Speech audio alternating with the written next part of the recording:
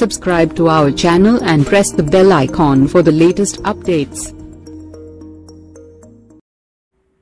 ఇతర పార్టీలో ఉన్న కొందరు సీనియర్ నేతలు జనసేనలోకి రావాలని ప్రయత్నాలు చేసిన పవన్ కళ్యాణ్ వాళ్లకు ఎందుకు నో చెప్పాడు? అసలు పవన్ స్ట్రాటజీ ఏంటి?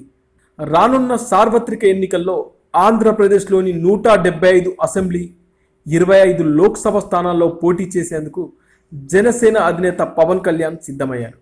అభ్యర్థుల ఎంపిక ప్రక్రియ కోసం స్క్రీనింగ్ కమిటీని ఏర్పాటు చేశారు. ఎన్నికలు మరో 2 నెలలు మాత్రమే ఉన్నాయి. కానీ ఇతర పార్టీల నుంచి కీలక నేతలు ఎక్కువ మంది జనసేనలో చేరడం లేదు.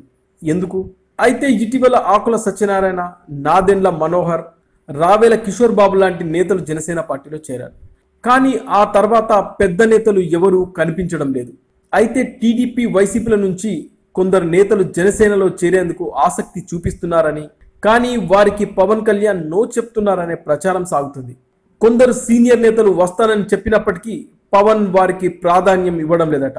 ఇటీవల ఓ ఎమ్మెల్యే మరో పార్టీలో చేరకముందు జనసేనాని కలిసినట్టుగా తెలుస్తుంది. అయితే పవన్ కళ్యాణ్ పచ్చ జెండా ఊపలేదట. సదురు ఎమ్మెల్యే దాదాపు 3-4 సార్లు పవన్ కళ్యాణ్ను కలిశారట. కానీ పవన్ నుంచి సానుకూల స్పందన రాకపోవడంతో మరో పార్టీలో చేరిపోయారని తెలుస్తుంది.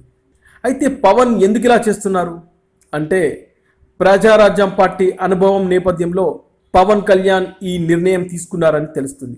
ఈ సందర్భంగా జన సైనికులతో పవన్ కళ్యాణ్ కొన్ని ఆసక్తికరమైన వ్యాఖ్యలు చేశారు.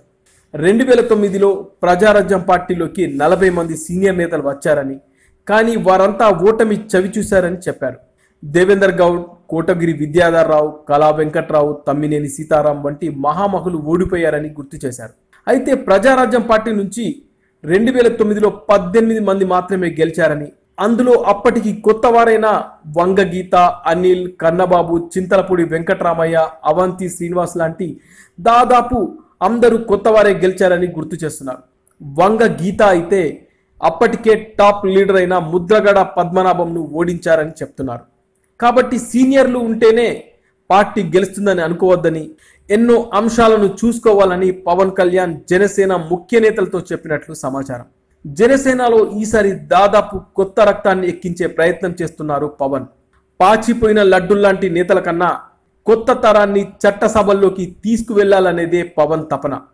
ఇదే పవన్ స్ట్రాటజీ.